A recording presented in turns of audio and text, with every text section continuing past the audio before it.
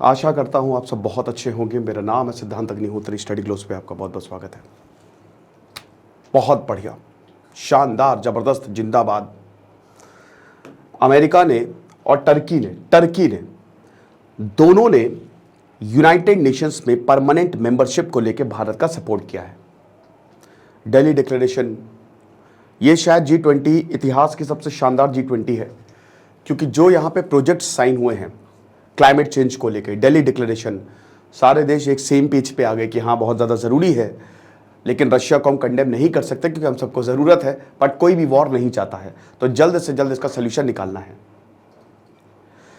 Multilateralism को लेके India, West Asia, European economic corridor, कमाल कमाल कमाल।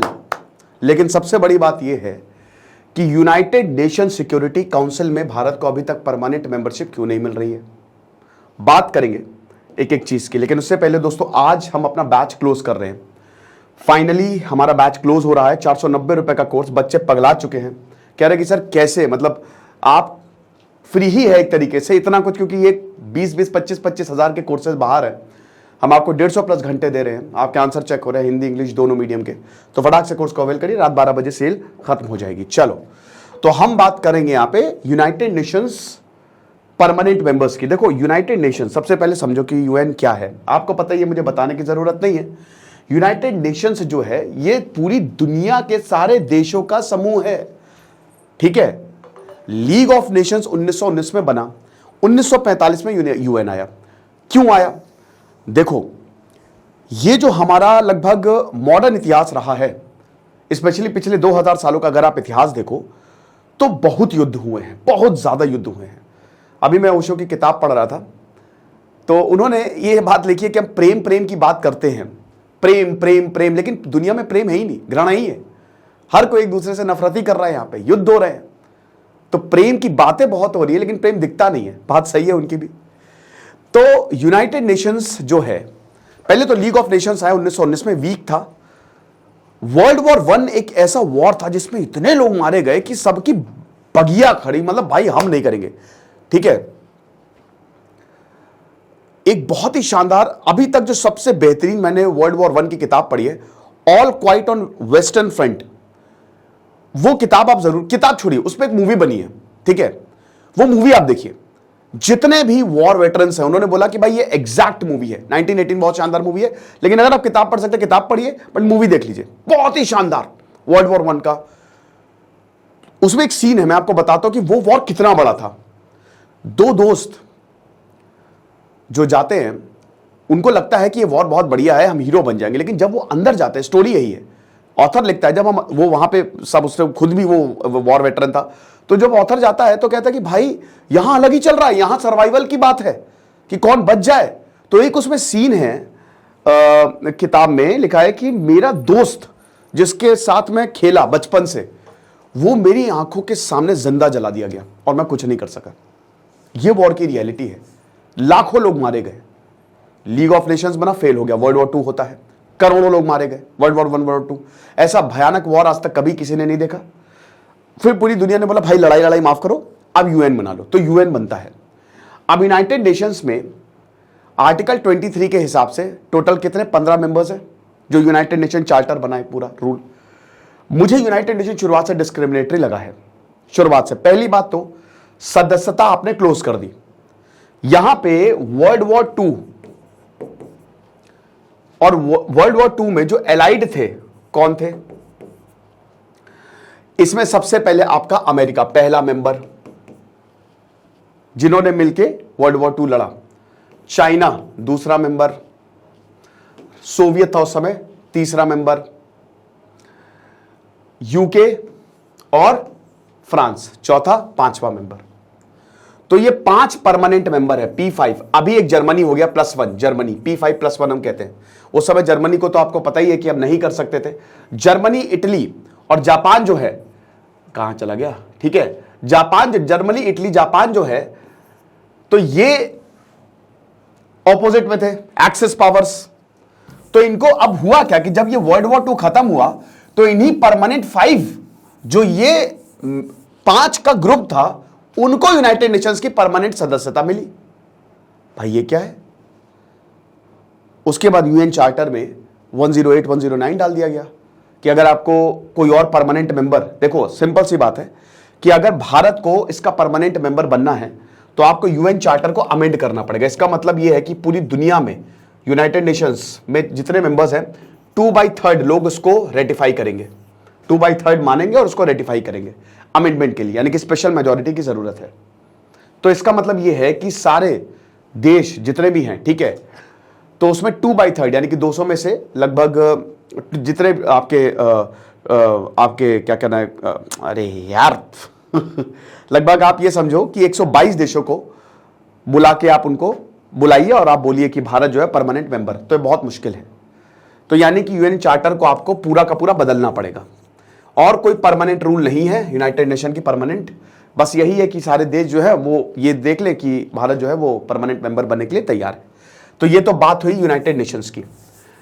अब आर्टिकल 108 109 ये कहता है और कोई, अब दूसरी बात आती है, दूसरी बात ये आती है कि अभी भारत जो है, भारत अभी क्या बहुत टाइम से यूनाइटेड नेशंस का परमानेंट मेंबर उसको होना चाहिए। अफ्रीका, साउथ अमेरिका का वहां पे रिप्रेजेंटेशन नहीं है, अफ्रीका का रिप्रेजेंटेशन नहीं है। इससे अच्छा तो G20 समिट है भाई। G20 समिट में अब अफ्रीकन यूनियन भी आ गया, तो पूरी दुनिया ही G20 में आ गई। तो यूनाइटेड नेशन से बेटर तो G20, उसमें कम से कम साउथ अमेरिका का रिप्रेजेंटेशन तो है भाई। टोटल 15 मेंबर्स होंगे, आर्टिकल 23 कहता है, जिसमें 11 नॉन परमानेंट और 5 परमानेंट, ठीक है। तो बेसिकली यहां पे क्या हो रहा है, यहां पे हो ये रहा है कि वो पूरी दुनिया का रिप्रेजेंटेशन। अब आप बोलेंगे सर यूनाइटेड नेशन, देखिए यूनाइटेड नेशन के बहुत सारे पार्ट हैं, लेकिन जो मेन है वो UNSC, United Nation Security council, जो पूरी दुनिया में की सिक्योरिटी को देखती है। तो यूएनएससी में अब जो 5 परमानेंट मेंबर है उसमें ऐसी कौन सी स्पेशल पावर है? वीटो की पावर। वीटो की पावर, वीटो की पावर क्या है? वीटो की पावर यह है कि मान लीजिए कि जैसे अभी वो मसूद अजहर था ना, उसके खिलाफ, मसूद अजहर कौन यार, उसका आतंकवादी का नाम भूल गया मैं, तो उसके खिलाफ एक प्रस्ताव आया कि इसको ब्लैकलिस्ट में डाल दो, ठीक है, इसको ग्लोबल आतंकी घोषित कर दो। चाइना ने वीटो कर दिया, और वीटो का आपको रीजन देना पड़ता है वरना वो वीटो मान्य नहीं होगा। वीटो मतलब होता है कि यूनाइटेड नेशंस ने जो भी रेजोल्यूशन या कुछ भी अगर पास किया, अगर इन परमानेंट 5 ने एक ने भी वीटो कर दिया तो वो पारित नहीं होगा। इसकी वजह से यूनाइटेड नेशंस एक फेल्ड ऑर्गेनाइजेशन है। यूनाइटेड नेशन ने अभी तक, आप बताइए क्या किया है?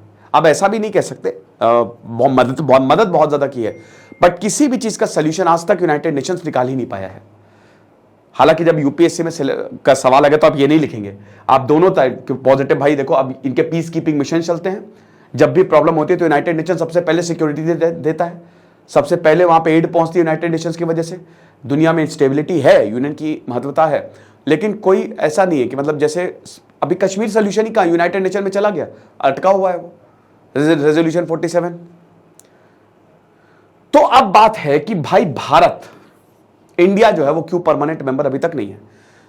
सोर्सेस की माने तो इंडिया को परमानेंट मेंबर, जो अमेरिका ने इसको सीट ऑफर की थी भारत को कि आप आ जाओ, लेकिन अमेरिका ने ऐसा बोला, भारत ने चाइना का बोला कि चाइना ज्यादा डिजर्विंग है। जवाहरलाल नेहरू का ऐसा बयान था, ऐसा बोला गया। सोवियत ने भी ऑफर की बट भारत ने ठुकरा दिया। अब इसमें कितनी सच्चाई है बिल्कुल भी नहीं पता, क्योंकि आज तक यह चीज कहीं नहीं लिखी गई है। इनफैक्ट जवाहरलाल नेहरू ने 1955 में लोकसभा में एक स्पीच दी थी, तो उन्होंने खुद बोला था कि भाई ऐसा ऑफर हमको आज तक कभी आया ही नहीं।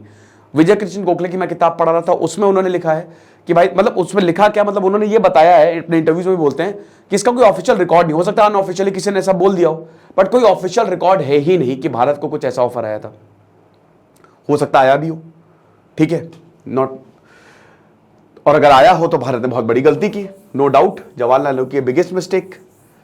तो अब ये हिसाब किताब, अब अभी यूनाइटेड नेशंस का जो स्ट्रक्चर है वो डिफाइंड है। G20 समिट हुई, भारत ने इकोनॉमिक मिलिट्री फ्रंट पे यूनाइटेड नेशंस की बहुत ज्यादा मदद की है। सबसे ज्यादा पीस कीपर्स हमारे ही हैं अमेरिका के बाद, की जाओ भैया कोई दिक्कत है तो चलो, कोई भी रेजोल्यूशन है भारत ने साथ दिया, भारत की वहां पे साख है। शशि थरूर लगभग यूनाइटेड नेशन के सेक्रेटरी जनरल बन ही गए थे, ठीक है। आज ही गीता गोपीनाथ का बयान आया है कि 2027-28 तक भारत तीसरी दुनिया की सबसे बड़ी इकोनॉमी बन जाएगा। तो अगर आप सारे डॉट्स जोड़ो तो भारत इस समय चाइना को काउंटर करने के लिए भारत को पूरी दुनिया, और ये ऐतिहासिक तौर पे भी भारत लीडर ही रहा है। तो भारत अब जैसे भाई लूना डिसिल्वा ये बोल रहे हैं कि भारत, हम प्राउड होंगे अगर भारत यूनाइटेड नेशन का परमानेंट मेंबर बनेगा, क्योंकि भारत एक बहुत अच्छा रिप्रेजेंटेटिव है। जो बाइडेन, मैं आपको बताता हूं, अमेरिका ने यूनाइटेड, सबसे बड़ी बात है, एक तो देखिए भारत के साथ 4 देश मिल भी जाएंगे, शायद यूके हो सकता है ना, बट चाइना को कैसे मनाओगे आप?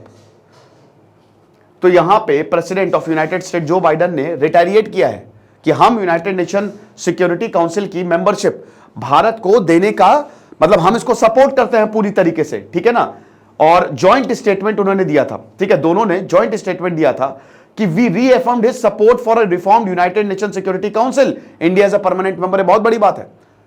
सीधा सीधा अमेरिका ने बोला है कि भाई हम परमानेंट मेंबर, हम चाहते हैं भारत परमानेंट मेंबर बने यूनाइटेड नेशन सिक्योरिटी काउंसिल का, ठीक है, और हम चाहते हैं कि मल्टीलेटरल सिस्टम बना रहे, जो रियलिटीज है वो ज्यादा बेटर तरीके से हम समझें, और अब यूनाइटेड नेशंस को रिफॉर्म करें, जरूरी है, ठीक है। लेकिन वही मैं बता रहा हूं ना कि इसमें ये इतना आसान होगा नहीं, क्योंकि दोस्तों इसमें सबसे बड़ी बात तो ये है कि आपको सारे देशों को बुला के इसको बदलना पड़ेगा। यूनाइटेड नेशन चार्टर को बोलना एक बात है, सपोर्ट करना एक बात है, बट मेंबरशिप मिल जाए तो है। तो ये चीज है भाई, हर कोई यही चाहेगा कि भारत को होना ही चाहिए था परमानेंट मेंबर, लेकिन ये देश आपको जितने सीधे लगते हैं ना उतने हैं नहीं, ये अपनी अपनी पॉलिटिक्स पे सब बेस्ड है। परमानेंट मेंबर होने के लिए भारत को, मुझे लगता है, पहली बात तो मुझे लगता है कि अब परमानेंट मेंबर जरूरी है, बट ठीक है, अगर है तो है, नहीं है तो नहीं है। भारत को अब बाकी जैसे G20 हो गया, ब्रिक्स, G20 ज्यादा ताकतवर हो गया है, उस पर ज्यादा फोकस करना चाहिए। और भारत को अपनी ताकत बहुत ज्यादा साइंस एंड टेक पे इतना ज्यादा भारत इन्वेस्ट करे कि पूरी दुनिया का विश्वगुरु बन जाए। यूनाइटेड नेशन को भी अमेरिका चलाता है, भारत चला है, तब देखते हैं कौन ही परमानेंट मेंबर बनाता है। ये चीज है। टर्की, जिससे मैं कभी उम्मीद भी नहीं कर सकता, रिसेप तैयब अर्दोगान, आप विश्वास नहीं करेंगे, उन्होंने भारत का सपोर्ट किया है। अब आप देखिए उन्होंने क्या बोला है कि कंट्री भारत जैसी कंट्री अगर यूनाइटेड नेशन सिक्योरिटी काउंसिल में होगा तो हम सबको गर्व होगा, लेकिन दुनिया इससे बड़ी है। ये भी उन्होंने बोला कि world is bigger now then larger and is larger than 5, ठीक है। जब हम बोलते हैं कि दुनिया बड़ी है तो हम यही बोलते हैं कि यूएस, यूके, फ्रांस, चाइना और रशिया नहीं है, हम सब एक साथ है। लेकिन उन्होंने भारत को सपोर्ट किया है, तो देश सपोर्ट कर रहा है। अगर देश सपोर्ट करे, 122 देशों का बस आपको समर्थन चाहिए, 120, 122, 2/3, और अगर ऐसा हो गया तो आप परमानेंट मेंबर हो जाएंगे। लेकिन उसके लिए परमानेंट 5 का साथ आना जरूरी है। चाइना इसका भी होने नहीं देगा। नरेंद्र मोदी ने भी पिच किया, बहुत ज्यादा डेवलपमेंट, बहुत ज्यादा जियोपॉलिटिक्स जो बदली है वो भी नरेंद्र मोदी ने बताया, पर देखो क्या होता है। लेकिन अगले 10 सालों में भारत, आप मान के चलिए कि लीड करने वाला है। बाकी आप हमारे कोर्स को जरूर अवेल करिए। आज लास्ट डे है। Thank you so much.